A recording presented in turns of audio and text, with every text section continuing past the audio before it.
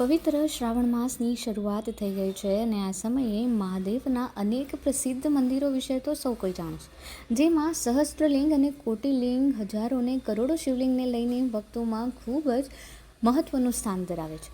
એવા સમયે સુરતના પાલ વિસ્તારમાં એક મંદિર ગણો કે આશ્રમ, જ્યાં સહસ્ત્રલિંગ કોટિલિંગની પ્રતિષ્ઠા કરવામાં આવી છે. ભારતની આધ્યાત્મિક ભૂમિ પર ઘણા રહસ્યમય અને ચમત્કારિક સ્થળો છે, પરંતુ કર્ણાટકનું સહસ્ત્રલિંગ મંદિર કંઈક અલગ જ છે. આ મંદિર શાલમાલા નદીની મધ્યમાં આવેલું છે, જ્યાં હજારો શિવલિંગ છે. શ્રાવણ અને મહાશિવરાત્રિના સમયે આ સ્થળ ભક્તો માટે અનોખા આધ્યાત્મિક અનુભવનું કેન્દ્ર બની જાય છે. એવા સમયે ભક્તો જ્યાં જઈ શકતા નથી તે સમયે સહસ્ત્રલિંગના દર્શન કરવા માટે સુરતમાં જ આવા શિવલિંગની પ્રતિષ્ઠા કરવામાં આવી છે. અત્યારે તમે નિહાળી રહ્યા છો સહસ્ત્રલિંગમ, કે જેમાં 1011 નર્મદેશ્વર શિવલિંગ છે અને સૌથી ઉપર મણિલિંગ છે, જેને સ્ફટિક શિવલિંગ કહેવામાં આવે છે.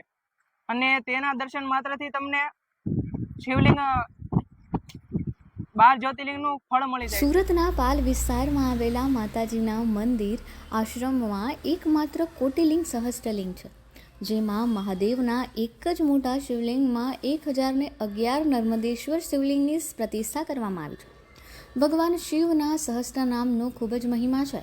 ભગવાન વિષ્ણુએ સહસ્ત્રનામથી ભગવાન શિવની પૂજા કરી હતી, જેને લઈને હાલ શ્રાવણ મહિનામાં ભક્તો સહસ્ત્રલિંગના દર્શન કરી તેમની ઈચ્છા મુજબનું ફળ મેળવી શકે તે આશયથી અને અલગ અલગ જગ્યાએ જવાને બદલે એક જ અભિષેક કરવાથી 1011 અભિષેકનું ફળ મળી શકે એ હેતુથી આ શિવલિંગની સ્થાપના કરવામાં આવી છે, જેમાં સૌથી ઉપર મણિલિંગ છે, જે સ્ફટિકનું બન્યું છે. તેના દર્શન માત્રથી તેમને 12 જ્યોતિર્લિંગનું ફળ મળે છે એવું કહેવાય છે. આ મંદિર પાલ વિસ્તારમાં આવેલું છે અને માં મેલડી મહાકાળી શક્તિધામ છે. જેમ જેમ લોકોને મંદિર વિશે અને આ શિવલિંગના સ્થાપના વિશેની જાણકારી મળી રહી છે, તેમ તેમ ભક્તો દર્શન કરવા માટે અને અભિષેક કરવા માટે ખાસ દૂર દૂરથી આવી પણ રહ્યા છે.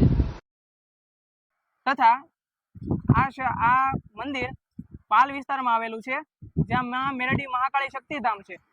અને આ વિચાર રમેશગીરી બાપુ ગોસ્વામીનો વિચાર છે, જેનો ઉદ્દેશ્ય એ જ છે કે જ્યારે કોઈ માણસે 1000 અભિષેક કરવો હોય તો એક એક જગ્યાએ અભિષેક કરે તો એને ઘણો સમય લાગે, પરંતુ અહીંયા આપણા આશ્રમે એક અભિષેક કરવાથી 1011 અભિષેક કર્યાનું ફળ મળી જાય છે, જેથી આ સહસ્ત્રલિંગમનું એટલું મહત્વ છે.